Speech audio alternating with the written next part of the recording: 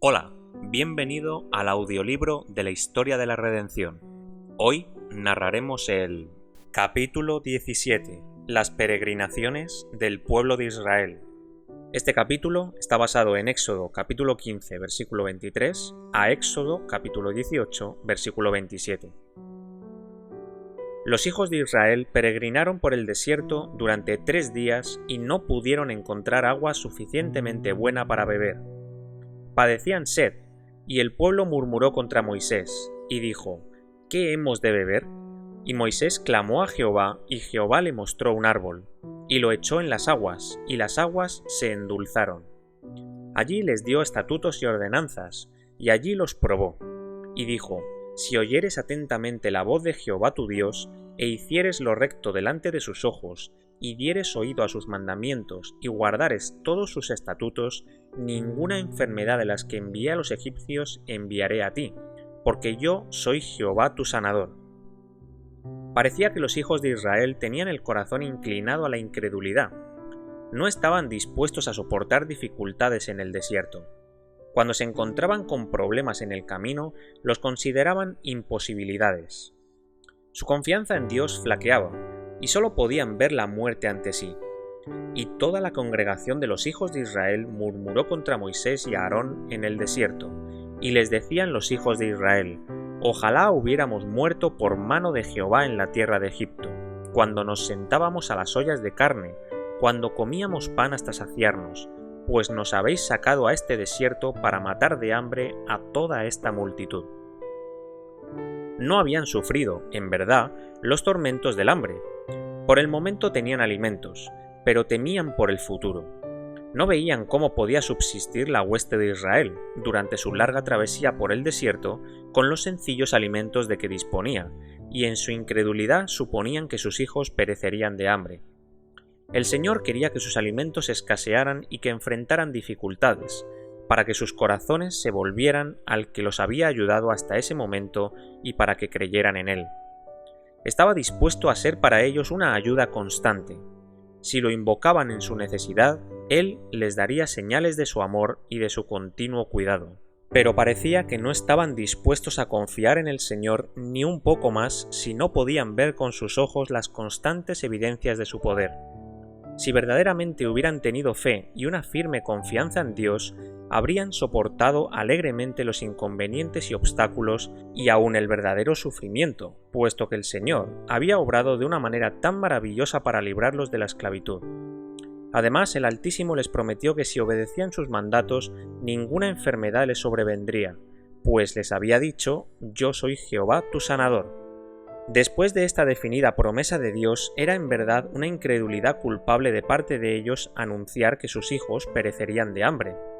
Habían sufrido muchísimo en Egipto por causa del exceso de trabajo. Sus hijos habían sido asesinados, y en respuesta a sus oraciones y a su angustia, el Señor los había liberado misericordiosamente. Les prometió ser su Dios, aceptarlos como su pueblo y conducirlos a una tierra amplia y buena. Pero estaban listos para desfallecer ante cada dificultad que debían soportar en su camino a esa tierra. Habían sufrido mucho mientras servían a los egipcios, pero no podían soportar el sufrimiento mientras servían a Dios. Estaban dispuestos a abandonarse a sombrías dudas y a sumergirse en el desánimo cada vez que se los probaba. Murmuraron contra Moisés, el consagrado siervo de Dios.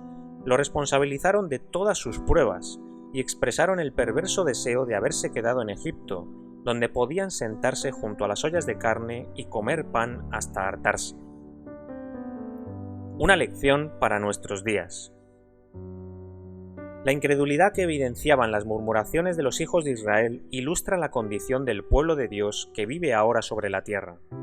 Muchos repasan la historia y se maravillan de su incredulidad y sus continuas murmuraciones, después que el Señor hizo tanto por ellos y les dio tantas evidencias de su amor y su cuidado. Creen que no hubieran sido desagradecidos, pero algunos de los que piensan así murmuran y se quejan ante cosas de muy poca importancia. No se conocen a sí mismos. Dios frecuentemente prueba su fe en cosas pequeñas, y no las soportan mejor que los antiguos israelitas. Muchos ven que son suplidas sus necesidades del momento, pero no confían en el Señor para el futuro. Manifiestan incredulidad y se entregan al abatimiento y al desánimo ante posibles necesidades. Algunos se preocupan constantemente por el temor de pasar necesidades y que sus hijos tengan que sufrir. Cuando surgen dificultades o se ven en aprietos, cuando se somete a prueba su amor y su fe en Dios, evitan la prueba y se quejan del procedimiento empleado por Dios para purificarlos. Se verifica que su amor no es puro ni perfecto, no es capaz de soportar todas las cosas. La fe de los hijos del Dios del cielo debería ser fuerte, activa y perseverante. La certeza de lo que se espera. En ese caso se expresarán de este modo: bendice alma mía a Jehová y bendiga todo mi ser su santo nombre, porque ha obrado generosamente conmigo. Algunos consideran que la abnegación es un verdadero sufrimiento. Se complace el apetito pervertido, y el dominio de las apetencias malsanas induce incluso a muchos profesos cristianos a retroceder, como si la inanición fuese la consecuencia directa de un régimen alimentario sencillo. Y como los hijos de Israel prefieren la esclavitud, la enfermedad y hasta la muerte, antes que verse privados de las ollas de carne.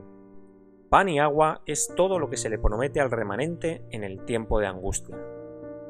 El maná. Y cuando el rocío cesó de descender, he aquí sobre la faz del desierto una cosa menuda, redonda, menuda como una escarcha sobre la tierra. Y viéndolo los hijos de Israel, se dijeron unos a otros: ¿qué es esto? Porque no sabían qué era. Entonces Moisés les dijo: es el pan que Jehová os da para comer. Esto es lo que Jehová ha mandado. Recoged de él cada uno según lo que pudiere comer. Un gomer por cabeza, conforme al número de vuestras personas. Tomaréis cada uno para los que están en su tienda. Y los hijos de Israel lo hicieron así, y recogieron unos más, otros menos, y lo medían por gomer, y no sobró al que había recogido mucho, ni faltó al que había recogido poco. Cada uno recogió conforme a lo que había de comer. Y les dijo Moisés: ninguno deje nada de ello para mañana. Mas ellos no obedecieron a Moisés, sino que algunos dejaron de ello para otro día, y crió gusanos y hedió. Y se enojó contra ellos Moisés. Y lo recogían cada mañana, cada uno según lo que había de comer, y luego que el sol calentaba, se derretía. En el sexto día recogieron doble porción de comida, 2 gomeres para cada uno, y todos los príncipes de la congregación vinieron y se lo hicieron saber a Moisés. Y él les dijo: esto es lo que ha dicho Jehová: mañana es el santo día de reposo, el reposo consagrado a Jehová. Lo que habéis de cocer, cocedlo hoy, y lo que habéis de cocinar, cocinadlo. Y todo lo que os sobrare, guardadlo para mañana. Y ellos lo guardaron hasta la mañana, según lo que Moisés había mandado, y no se agusanó. Y dijo Moisés: comedlo hoy, porque hoy es día de reposo para Jehová. Hoy no hallaréis en el campo, 6 días lo recogeréis, mas el séptimo día es día de reposo, en él no se hallará. El Señor no es ahora menos exigente con respecto al sábado que cuando dio las procedentes indicaciones a los hijos de Israel. Les dijo que en el sexto día cocieran lo que tenían que cocer, y que cocinaran, es decir, hirvieran lo que tenían que hervir, a fin de prepararse para descansar el sábado. Dios manifestó su gran cuidado y su amor por su pueblo al enviarles pan del cielo. Pan de nobles, ángeles, comió el hombre. Salmos, capítulo 78, versículo 25. O sea, alimento provisto por los ángeles. El triple milagro del maná, doble cantidad en el sexto día, nada en el séptimo y su conservación durante el sábado, cuando se descomponía en los otros días, fue hecho para impresionarlos con respecto a la santidad del sábado. Después de recibir alimentos en abundancia, se avergonzaron de su incredulidad y sus murmuraciones, y prometieron confiar en Dios en el futuro, pero pronto olvidaron su promesa y fracasaron en la primera prueba de su fe. El agua de la roca. Viajaron por el desierto de Sin y acamparon en Refidim, y no había agua para que la gente bebiera. Y altercó el pueblo con Moisés y dijeron: danos agua para que bebamos. Y Moisés les dijo: ¿por qué altercáis conmigo? ¿Por qué tentáis a Jehová? Así que el pueblo tuvo allí sed y murmuró contra Moisés, y dijo: ¿por qué nos hiciste subir de Egipto para matarnos de sed a nosotros, a nuestros hijos y a nuestros ganados? Entonces clamó Moisés a Jehová diciendo: ¿qué haré con este pueblo? De aquí a un poco me apedrearán. Y Jehová dijo a Moisés: pasa adelante del pueblo, y toma contigo de los ancianos de Israel, y toma también en tu mano tu vara con que golpeaste el río, y ve. He aquí que yo estaré delante de ti allí sobre la peña en Horeb, y golpearás la peña y saldrán de ella aguas, y beberá el pueblo. Y Moisés lo hizo así en presencia de los ancianos de Israel, y llamó el nombre de aquel lugar Masá y Meriba, por la rencilla de los hijos de Israel, y porque tentaron a Jehová diciendo: ¿Está pues Jehová entre nosotros o no? Dios guió a los hijos de Israel para que acamparan en ese lugar, donde no había agua, para probarlos, para ver si lo buscarían en su apuro o murmurarían como lo habían hecho anteriormente. En vista de lo que Dios había hecho por ellos mediante su maravillosa liberación, deberían haber creído en Él en medio de su preocupación. Deberían haber comprendido que no los dejaría perecer de sed, puesto que les había prometido aceptarlos como su pueblo. Pero en vez de suplicar al Señor con humildad para que satisficiera sus necesidades, murmuraron contra Moisés y le exigieron agua. Dios constantemente había manifestado su poder de una manera maravillosa ante ellos, para que comprendieran que todos los beneficios que habían recibido provenían de Él, que podía otorgárselos o quitárselos de acuerdo con su voluntad. A veces lo entendían en forma plena y se humillaban profundamente delante del Señor. Pero cuando tenían sed o hambre le echaban toda la culpa a Moisés, como si hubieran salido de Egipto para darle el gusto a él. Moisés se sentía afligido por causa de sus crueles murmuraciones. Preguntó al Señor qué podía hacer ya que la gente estaba a punto de apedrearlo. El Altísimo le mandó que golpeara la roca con la vara de Dios. La nube de su gloria reposó directamente delante de la roca. Hendió las peñas en el desierto y les dio a beber como de grandes abismos, pues sacó de la peña corrientes e hizo descender aguas como ríos. Salmos capítulo 78, versículos 15 y 16. Moisés golpeó la roca, pero fue Cristo el que estuvo junto a él e hizo fluir agua de la peña.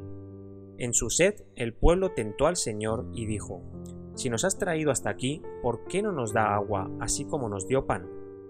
Este sí puso de manifiesto su culpable incredulidad, e indujo a Moisés a temer que Dios los castigara por causa de sus impías murmuraciones. Dios probó la fe de sus hijos, pero estos no soportaron la prueba. Murmuraron por el alimento y por el agua, y acusaron a Moisés. Por su incredulidad, el Señor permitió que sus enemigos los atacaran, para manifestar a su pueblo de dónde procedía su fortaleza. Librados de Amalec. Entonces vino Amalec y peleó contra Israel en Refidim, y dijo Moisés a Josué: «Escógenos varones, y sal a pelear contra Amalec. Mañana yo estaré sobre la cumbre del collado, y la vara de Dios en mi mano». E hizo Josué como le dijo Moisés, peleando contra Amalec. Y Moisés y Aarón y Hur subieron a la cumbre del collado. Y sucedía que cuando alzaba Moisés su mano, Israel prevalecía, pero cuando él bajaba su mano, prevalecía Amalec. Y las manos de Moisés se cansaban, por lo que tomaron una piedra y la pusieron debajo de él, y se sentó sobre ella, y Aarón y Hur sostenían sus manos, uno de un lado y el otro del otro. Así hubo en sus manos firmeza hasta que se puso el sol. Moisés extendió sus manos hacia el cielo con la vara de Dios en su mano derecha, para suplicar la ayuda de Dios. Entonces Israel prevaleció y rechazó a sus enemigos. Cuando Moisés bajaba las manos, era evidente que Israel pronto perdía todo lo que había ganado y comenzaba a ser vencido por sus enemigos. Moisés nuevamente levantaba las manos hacia el cielo e Israel prevalecía, y el enemigo era rechazado. Ese acto de Moisés de levantar las manos hacia Dios debía enseñar a Israel que mientras pusieran su confianza en Dios y se aferraran a su fortaleza y exaltaran su trono, Él pelearía por ellos y subyugaría a sus enemigos. Pero cuando dejaran de aferrarse de su fortaleza y confiaran en su propia fuerza, serían incluso más débiles que sus enemigos que no conocían a Dios, y éstos prevalecerían sobre ellos. Entonces Josué deshizo a Amalec y a su pueblo a filo de espada. Y Jehová dijo a Moisés: «Escribe esto para memoria en un libro, y di a Josué que raeré del todo la memoria de Amalec de debajo del cielo».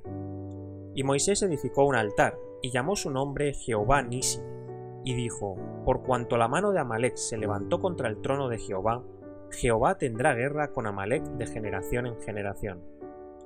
Si los hijos de Israel no hubieran murmurado contra el Señor, Él no habría permitido que sus enemigos hicieran guerra contra ellos. La visita de Jetro. Antes de salir de Egipto, Moisés envió a su esposa y a sus hijos a casa de su suegro, Y después que Jetro oyó hablar de la maravillosa liberación de los israelitas de Egipto, visitó a Moisés en el desierto y le llevó a su esposa y a sus hijos. Y Moisés salió a recibir a su suegro, y se inclinó, y lo besó. Y se preguntaron el uno al otro cómo estaban, y vinieron a la tienda. Y Moisés contó a su suegro todas las cosas que Jehová había hecho a Faraón y a los egipcios por amor de Israel, y todo el trabajo que habían pasado en el camino, y cómo los había librado Jehová. Y se alegró Jetro de todo el bien que Jehová había hecho a Israel, al haberlo librado de mano de los egipcios. Y Jetro dijo: Bendito sea Jehová, que os libró de manos de los egipcios y de la mano de Faraón, y que libró al pueblo de la mano de los egipcios. Ahora conozco que Jehová es más grande que todos los dioses, porque en lo que se ensorbedecieron prevaleció contra ellos. Y tomó Jetro, suegro de Moisés, holocaustos y sacrificios para Dios. Y vinieron a Aarón y todos los ancianos de Israel para comer con el suegro de Moisés delante de Dios. Gracias a su perspicacia, Jetro pronto se dio cuenta de que las cargas que recaían sobre Moisés eran demasiado grandes, puesto que la gente le traía todos sus problemas, y él los instruiría con respecto a los estatutos y a la ley de Dios. Dijo a Moisés: Oye ahora mi voz, yo te aconsejaré, y Dios estará contigo. Está tú por el pueblo delante de Dios, y somete tú los asuntos a Dios, y enseña a ellos las ordenanzas y las leyes, y muéstrales el camino por donde deben andar, y lo que han de hacer. Además escoge tú de entre todo el pueblo varones de virtud, temerosos de Dios, varones de verdad, que aborrezcan la avaricia, y ponlos sobre el pueblo por jefes de millares, de centenas, de 50 y de 10. Ellos juzgarán al pueblo en todo tiempo, y todo asunto grave lo traerán a ti, y ellos juzgarán todo asunto pequeño. Así aliviarás la carga de sobre ti y la llevarán ellos contigo. Si esto hicieres y Dios te lo mandare, tú podrás sostenerte, y también todo este pueblo irá en paz a su lugar. Y oyó Moisés la voz de su suegro, e hizo todo lo que dijo. Escogió Moisés varones de virtud entre todo Israel, y los puso por jefes sobre el pueblo, sobre 1000, sobre 100, sobre 50 y sobre 10. Y juzgaban al pueblo en todo tiempo. El asunto difícil lo traían a Moisés, y ellos juzgaban todo asunto pequeño. Y despidió Moisés a su suegro, y éste se fue a su tierra. Moisés no estaba por encima del alcance de las instrucciones de su suegro. Dios lo había exaltado mucho y había obrado maravillas por medio de su mano. Sin embargo, no adujo que Dios lo había escogido para instruir a otros, que había realizado maravillas por su intermedio y que por lo tanto no necesitaba que nadie lo instruyera. Escuchó de buen grado las sugerencias de su suegro y adoptó su plan, puesto que era sabio.